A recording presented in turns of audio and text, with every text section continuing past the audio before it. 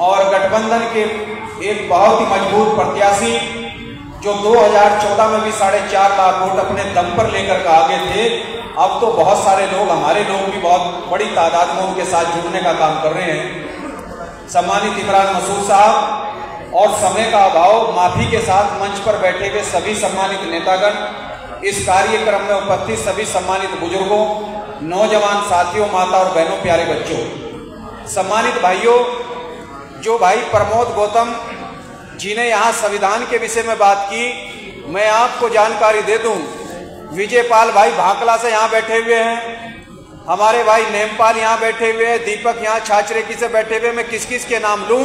ये मैं वो नाम ले रहा हूँ, ये शेड्यूल कास्ट के वो मेरे भाई रविदत्त यहाँ बैठे हुए हैं कि हमने 30 जून 2014 को नागल के अंदर एक ऐतिहासिक सम्मेलन किया और उसका नाम था संविधान बचाओ, देश बचाओ, ईवीएम हटाओ, लोकतंत्र बचाओ।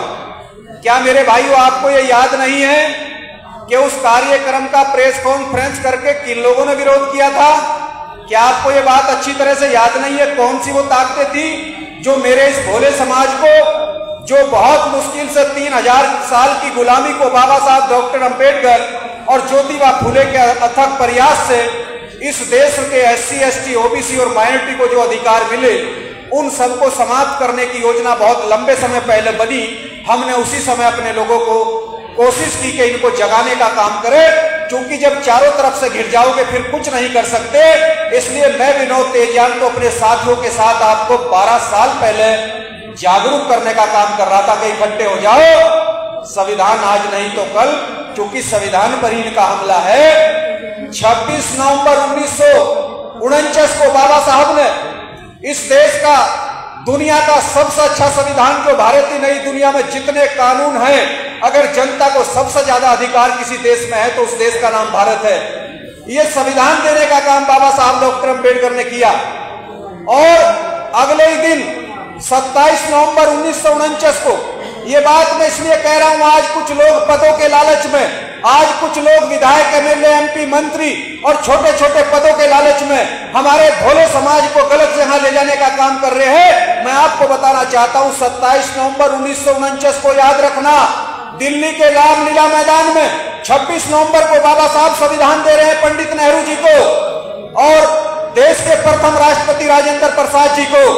अगले ही दिन RSS के लोग, जो आज बीजेपी है, ये लोग 27 नवंबर को दिल्ली के रामलीला मैदान पर भारत के संविधान को जलाने का काम कर रहे और पूरे देश में बाबा साहब के पुतले फूकने का काम कर रहे। ये वो ताकतें हैं मेरे भाइयों, जो लोग हमारे लोगों को गुमराह करके उधर ले जाने का काम कर रहे हैं। अगर ये काम हम लोग कर देते तो हम कई कई विभागों के मंत्री बन जाते, अब से 10 साल पहले बन जाते। लेकिन हमने ये गद्दारी करनी समाज से उचित नहीं समझी, वरना ऐसा नहीं था कि वो हमें टिकट नहीं दे रहे, वो टिकट हमें दे रहे थे, लेकिन वो हमें सामान्य सीट पर, देहात पर उस समय लड़ाना चाहते थे, हमने उनको मना कर दिया था। दूसरा, वो हमारे से लिखवा करके लेना चाहते थे कि आप जो बोलोगे 8 दिन पहले हमारे संगठन मंत्री को बताना पड़ेगा कि आप क्या बोलना चाहते हो। चूंकि मेरी कुछ सीढ़ियां भागवत जी तक हमारे ही समाज के कुछ लोगों ने, कुछ गद्दारों ने उस समय पहुंचाने का काम किया था। इसलिए भाइयों, दोस्त और दुश्मन की पहचान होनी चाहिए कि कौन सी ताकतें हैं वो इस देश में जो संविधान को खत्म करके इस देश की जनता को गुलाम बनाना चाहती है, और कौन वो नेता है जो मेरे समाज को, आज माननीय राहुल गांधी जी आज पूरे देश में कह रहे संविधान खतरे में है, आज अखिलेश यादव कह रहे हैं कि संविधान को बचा लो नहीं तो अगला चुनाव भी नहीं होगा। एक तरफ हमारी नेता है, कहीं चर्चा ही नहीं कर रही कि भाई संविधान खतरे में और मेरे बस का कुछ है नहीं, भाई तुम सारे अपने आप ही सही फैसला ले लो। अरे आप नहीं कुछ कर सकते तो इस समाज को धीरे से इशारा ही कर दो, हम देख लेंगे, हम आपको भी आजाद करवा लेंगे, हम देख लेंगे आपको कौन जेल भेजेगा, लेकिन इनकी वोट तो नाली में डिलवाने का काम ना करो। इसलिए सम्मानित भाइयों,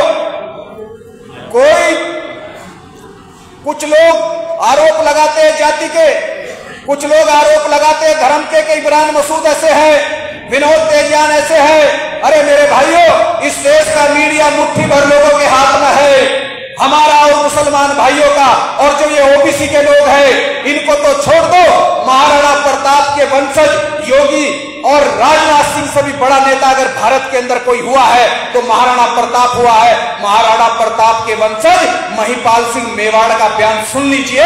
उन्होंने क्या कहा? उन्होंने कहा ये जो भारत के लोग हैं, ये जो एससी के लोग हैं, ये जो ओबीसी के लोग हैं, ये जो आदिवासी है, ये जो माइनॉरिटी के लोग हैं, यही हमारे भाई हैं, ये सारे के सारे, और हम लोग इस देश के मूल निवासी लोग हैं। ये महिपाल सिंह मेवाड़ ने कहा है। इसलिए मेरे भाइयों, हम और आप सारे के सारे एक है। ये लोग हमें जातियों में बांट करके लड़ाने का काम करते हैं। इस देश में हिंदू और मुसलमान की समस्या आज तो छोड़ दो। अरे जब इस देश में 650 साल इस देश में अकबर से लेकर औरंगजेब तक ने राज किया, तब भी इस देश में हिंदू और मुसलमान की समस्या नहीं थी। ये सारा का सारा ड्रामा खेल है। ये केवल जो अधिकार संविधानों से खत्म करने के लिए ये इस देश में खेल खेला जाता है। और मेरे मुसलमान बेगुनाह भाइयों को आतंकवाद के नाम पर और पता नहीं दंगे करा करा करके इस देश में मारने का काम होता है। असली वो इस देश में चाहते हैं कि कोई भी गुज्जर, कोई भी जाट, कोई भी यादव, कोई भी कश्यप, कोई भी सैनी साके मौर्य, कोई भी दलित इस देश में डीएम न बने, एसएसपी न बने।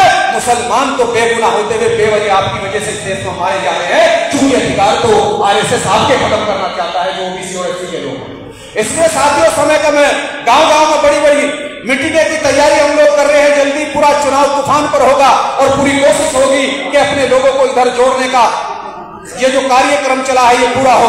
बस ये कार्यक्रम, इसलिए आज समय का अभाव है और न्यूज 24 के लोग यहाँ आए हैं। इसलिए मैं आपके हर दिल अजीज नेता और अपने बड़े भाई और अपने नेता इमरान साहब को केवल ये कहना चाहता हूं कि जिस दिन मैं अपने मुंह से ये बात नहीं कहना चाहता, हमने तो पिछली बार भी, हमारी गलती नहीं थी, हमारी गलती, हमारी भूल केवल ये थी कि हमें ये पता लगा था कि इमरान भाई को 2 टिकट मिलेंगे। इसलिए मैं ये कोशिश कर रहा था कि अगर 2 ही न मिले तो मैं अकेला अपने प्रयास से अपना ले लूं, और अगर मैं भी आ जाऊं बन करके और 2 इनके बनकर के आ जाए तो मैं इतनी ताकत हम लोग रखते हैं और इतनी हिम्मत और हौसला बाबा साहब और आपकी बदौलत हमारे अंदर है कि हम अकेले 2 लाख लोगों को इस देश में, इस जिले में जोड़ने का अकेले काम कर सकते हैं। हम कश्मीर से कन्याकुमारी तक इस मिशन को लेकर के चल सकते हैं। हम इस बात को नहीं भूल सकते कि बाबा साहब डॉक्टर अंबेडकर को मौलाना फजलुल हक, बैरिस्टर जोगेंद्र नाथ मंडल अगर बंगाल ले जाकर के मुसलमान भाई बाबा साहब की मदद ना करते तो बाबा साहब पार्लियामेंट में ना होते। अगर बाबा साहब पार्लियामेंट में ना होते तो संविधान सभा के अध्यक्ष ना होते। इसलिए भाइयों, आपका तो हमारे ऊपर बहुत बड़ा कर्जा है और हम मौका देखते रहते हैं। समस्या यह है कि हमारे समाज में कोई ना कोई गद्दार आता रहता है जो इनको उल्टा सीधा पढ़ाता रहता है, और हम तो हमेशा ये कोशिश करते हैं। लेकिन जब तक इंसान की पहचान ना हो, जब तक कोई हाउस का मेंबर ना हो, मैं जानता हूं कि इमरान मसूद साहब अगर भारत के अंदर लोकसभा के मेंबर हो और कैबिनेट में ये आदमी हो तो ये आदमी अकेला ही लाखों लोगों पर भारी है, लाखों नेताओं पर भारी है, ये हम लोग जानते हैं। लेकिन मौका मिले तभी तो ये सारा काम होता है। जब मौका ही नहीं मिल रहा तो हम अपनी काबिलियत को कैसे दिखाए? मैं अपनी वाणी को यही कि हम लोग तन मन धन से आपके साथ रहेंगे। हमारा कोई साथी 1 रुपया आपसे चुनाव के लिए, किसी गाड़ी के लिए, किसी तेल के लिए, जितने साथी आज हमने आप यहाँ बुलाए हैं वो कोई भी आपसे कोई 1 पैसे का चुनाव में सवाल नहीं करेगा, और सारे के सारे जिन जिन बूथों की जिम्मेदारी होगी वहां से आपको जितवाने का काम करेंगे। मैं अपनी वाणी को यही विराम देता हूँ। चौधरी भूप सिंह जी और तमाम लोग यहाँ बैठे हुए हैं, चौधरी राजकुमार घाटेड़ा जी यहाँ बैठे हुए हैं, दूसरे समाज के भी हमारे लोग मदद करने के लिए आपकी यहाँ आए हैं। मैं आपका भी और अपने दलित समाज के भाइयों का भी, खासतौर से माता और बहनों का भी दिल की गहराइयों से आपका एहसानमंद हूं और आपको धन्यवाद देता हूं, आपका शुक्रिया अदा करता हूं कि अभी तो केवल एक छोटा सा कार्यक्रम कुछ खास लोगों को बुलाया था। अगर विधायक जी का आदेश होगा और बड़ी रैली भी करनी पड़ी तो बड़ी रैली भी होगी और गांव-गांव में बड़े कार्यक्रम भी होंगे। अपनी वाणी को विराम देता हूं। जय भीम, जय भारत, बहुत बहुत धन्यवाद। जय संविधान।